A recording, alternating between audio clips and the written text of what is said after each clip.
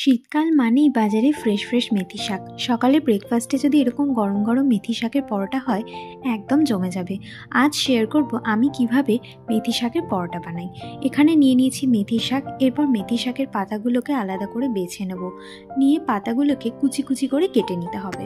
আমি যেহেতু আটা আর ময়দা মিশিয়ে পরোটাটা বানাবো, তাই এখানে আমি নিয়ে নিলাম 1 কাপ মতো ময়দা, 1 কাপ আটা, 1 চামচ মতো বেসন, দিয়ে দিচ্ছি জোয়ান, জিরে সামান্য পরিমাণে, দিচ্ছি হলুদ গুঁড়ো, লঙ্কা গুঁড়ো, তারপর দিচ্ছি ধনে গুঁড়ো, পেঁয়াজ কুচি, দিচ্ছি লঙ্কা কুচি, আদা কুচি, আর দিয়ে দিচ্ছি কুচানো মেথি শাক। এরপর দিয়ে দিচ্ছি এখানে তেল, দিয়ে ভালো করে জল দিয়ে মেখে নিতে হবে। দিয়ে মাখা হয়ে গেলে এরপরে তেল দিয়ে আমি এটাকে 15 মিনিট রেখে দেবো। এরপর একটা একটা করে লেচি কেটে নিতে হবে।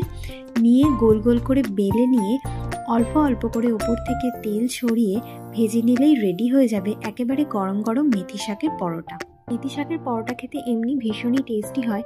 তারপর এর ওপর থেকে যদি বাটার দিয়ে দেওয়া যায়, এর স্বাদটা আরও বেশি দ্বিগুণ হয়ে যায়। রেসিপিটা কেমন লাগলো অবশ্যই কমেন্টের মাধ্যমে জানিও। আর দেখা হচ্ছে নতুন একটা রেসিপি ভিডিও নিয়ে। টাটা।